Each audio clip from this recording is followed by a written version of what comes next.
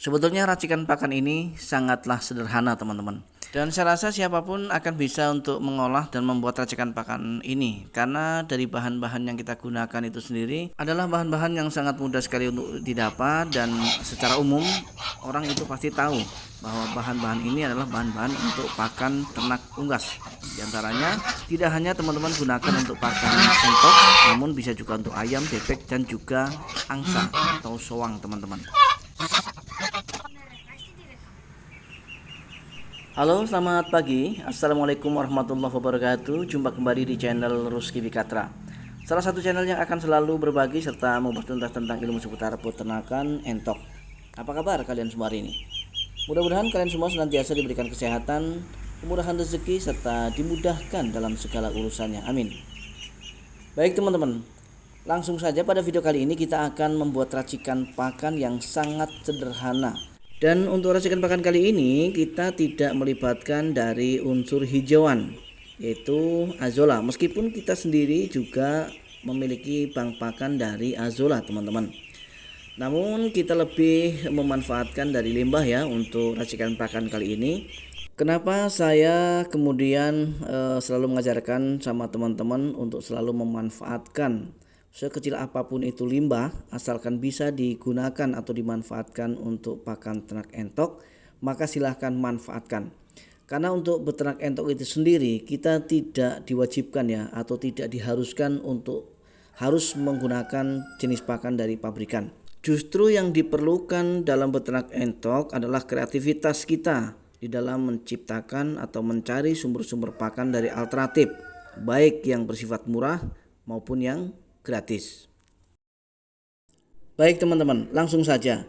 Untuk membuat racikan pakan yang sederhana ini, bahan-bahan yang perlu teman-teman siapkan adalah yang pertama dari dedak padi.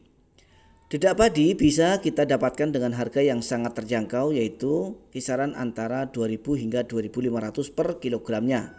Itu ketika kita langsung membelinya dari penggilingan. Di wilayah kami sudah banyak sekali penggilingan padi keliling, sehingga kita sendiri masing-masing sudah punya langganan teman-teman. Jadi ketika dedak kita habis, kita langsung kontak saja sama operatornya atau pemilik penggilingan padi keliling tersebut teman-teman.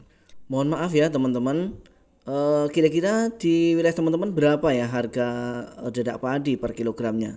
Karena bisa saja nanti ada teman-teman yang kaget ya, apakah terlalu murah di wilayah kami atau justru malah terlalu mahal dengan 2.500 per kilogramnya. Kita lanjut ke bahan yang kedua teman-teman. Jadi bahan yang kedua itu adalah limbah dari dapur teman-teman. Jadi untuk limbah dapur itu sendiri banyak sekali yang bisa kita manfaatkan, meliputi sisa nasi, sisa sayur, ampas kelapa dan lain sebagainya. Jadi semua yang berunsurkan limbah dapur teman-teman itu bisa kita manfaatkan untuk pakan ternak entok kita.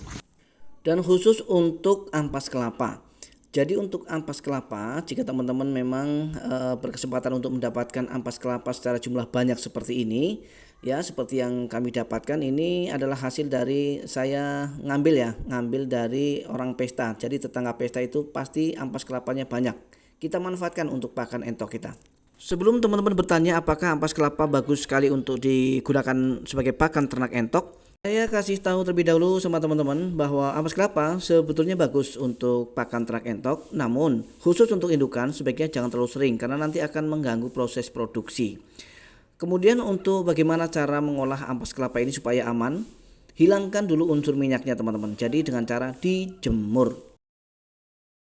Dan teman-teman untuk mengenai hasil apakah entok itu doyan atau enggak dengan racikan pakan ini, teman-teman tidak perlu khawatir karena ini sudah melalui tes by test ya. Jadi sudah tak tes terlebih dahulu berkali-kali di kandang kami teman-teman bahwa racikan pakan ini sangat disukai oleh entok, sangat disukai. Apapun jenis limbah dapur yang teman-teman dapatkan di rumah itu silahkan manfaatkan saja ya untuk campuran pakan. Ini akan sangat membantu di dalam meminimalisir biaya pakan loh teman-teman. Walaupun kita sendiri hanya beternak skala rumahan, tetapi ketika kita pinter ya untuk membenahi soal pakan, pasti kita dapat untung yang banyak teman-teman. Dan itu bisa dipastikan. Berbeda halnya dengan ketika kita tidak kreatif ya untuk mencari atau menggali potensi sumber pakan yang ada, maka kita hanya akan berpangku kepada pakan dari pabrikan yang nantinya akan merugikan kita. Baik teman-teman, sampai di sini perjumpaan kita. Mudah-mudahan video kali ini bermanfaat. Akhirnya saya Rusky Pikatra undur diri. Mohon maaf atas segala kekurangan. Mudah-mudahan kita masih diberi kesempatan kembali untuk berjumpa esok hari. Assalamualaikum warahmatullahi wabarakatuh. Salam ternak, salam satu hobi, dan salam sukses untuk kita semua.